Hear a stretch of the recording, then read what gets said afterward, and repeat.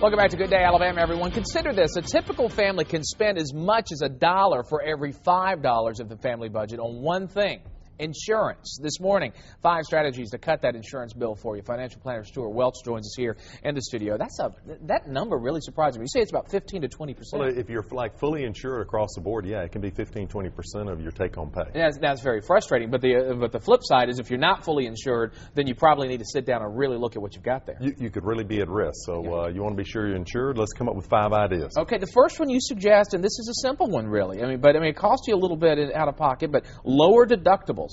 Lower deductible. So a lot of people think the lower the deductible, the more money they're going to save at claim time, which is actually true. But if you look at premiums over your lifetime, you're actually better off having a higher deductible, say $500 or $1,000 on your homeowners and insurance. That can save you up to 20% in those premiums. And if nothing else, I know one of the things you say, take those savings, take advantage of those savings, put them away, and if there is that need for that deductible at one point, you can cover that cost with that savings. Good point, Rick. Okay, thank you so much. Sign me on here. Hey, you also say if you have assets, you need an umbrella liability policy. Yeah, if your net worth's at least $100,000 or more, you want an umbrella policy, and that's just a policy. It's a liability policy that's above your homeowners and automobile that carries you for another $1 million. So if you had a big accident or a claim against you, this is what would step in and protect your assets. Okay, one other thing you want to touch on is you say that often you find a lot of people who don't have enough life insurance. Life insurance, they don't. And so really logically, think about if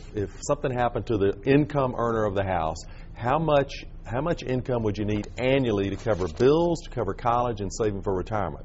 Whatever you come up with annually, add a 0 to that, and that'll give you the minimum amount of life insurance that you need. And if you want it for a lifetime, you need to take whatever that number is and double it. So most people, if they run through that, they'll find out they don't have enough. Also, you say rethink those long-term care insurance. Long-term care, I just talked with somebody who have they're spending $100,000 a year on their wife in the long-term care arena. $100,000 a year, you're going to run out of money pretty fast. Long-term care helps cover that. And quickly avoid event insurance. Event insurance is like credit life, mortgage insurance, airline insurance, trip insurance, those kind of things. They're bad deals. Stay away from them. Okay. Save the money. And you say basically it's a smart thing to do to make sure you've got everything and you're paying the right amounts and stuff. Sit down with some kind of professional, whether it's a financial advisor, whether it's an insurance professional, whatever, right? Insurance is very complex. You will need a professional here. Okay, it's good to see you as always. Thanks so much. Okay. Hey, let's go over to Mickey again. Okay, you can catch us on